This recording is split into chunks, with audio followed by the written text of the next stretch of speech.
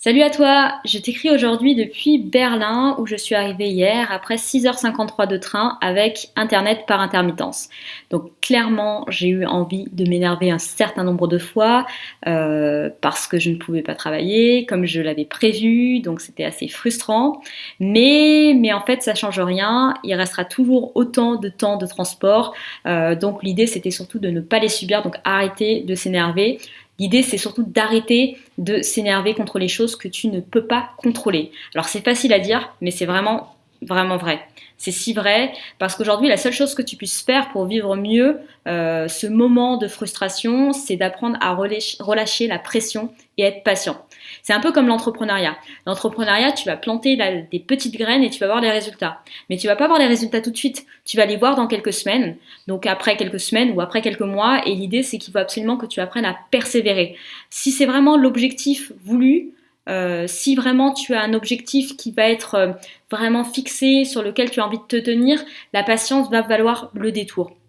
Pour te donner un petit élément de contexte, si tu ne sais pas encore, là je suis avec une amie en Eurotrip, donc une amie entrepreneur, donc on va travailler en mode digital nomade, on va travailler, mais on va également visiter, donc tout le mois d'octobre. Et c'est une entrepreneur qui est comme moi, qui a le même état d'esprit, le même mindset. On est toutes les deux acharnées du travail, on est vraiment productive, même sur des très petites périodes, parce qu'on a peu de temps où on peut travailler vraiment à fond. Donc on utilise ces périodes ces mini périodes de boulot pour être super productif, pardon. C'est un peu comme si on utilisait la méthode Pomodoro. Je sais pas si tu connais cette méthode qui permet de travailler à fond pendant 30 minutes et ensuite relâcher et ensuite reprendre 30 minutes. C'est un peu ce qu'on fait. On est toutes les deux aussi très autodisciplinées. On a également cet objectif similaire de développement de notre activité, à la fois sur le plan financier, mais également sur le plan de notre notoriété. Et donc voilà, malgré ces petites sautes d'humeur quotidiennes, le fait qu'on n'ait pas toujours ce qu'on veut, qu'on n'ait pas toujours l'appartement qu'on veut, la connexion qui marche comme on veut, eh ben on continue quand même, on continue quand même. Et toi aussi, si tu veux être un entrepreneur, il faut absolument que tu sois patient et que tu prennes sur toi pour pouvoir atteindre tes objectifs. Si tu veux de l'argent tout de suite, l'entrepreneuriat c'est pas pour toi. Si tu veux pas accepter que tu dois sans cesse te former, sans cesse apprendre et que tout ne sera jamais vraiment fini, eh ben, je pense que tu n'as pas forcément le bon esprit pour être entrepreneur.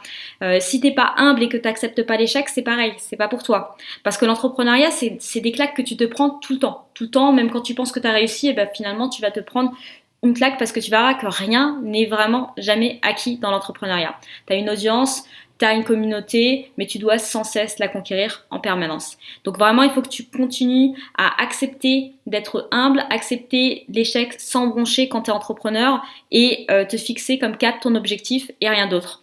Et donc l'entrepreneuriat, si tu veux, dans l'entrepreneuriat, la réussite, c'est l'objectif vers lequel tendre, mais cet objectif, comme je te disais tout à l'heure, il sera jamais vraiment atteint parce que tu dois tout le temps apprendre et tout le temps itérer. Un peu comme j'itère avec ces formations, un peu comme j'essaye également avec ce podcast, et donc pour ça, il faut que tu sois patient. Donc vraiment, le message du jour, c'était que la patience est la meilleure des qualités pour entreprendre. Quelque chose que j'ai pu expérimenter dans l'entrepreneuriat, mais également dans la vie en tant que digital nomade aujourd'hui. Je te laisse parce que j'ai une grosse journée de coaching qui m'attend aujourd'hui. C'est la journée où je travaille. Je travaille essentiellement à fond les mardis, les jeudis, plus dans les trains. Donc je vais y aller et je te dis à très vite, sûrement dans une autre ville dans laquelle je vais te donner d'autres conseils pour entreprendre. À bientôt!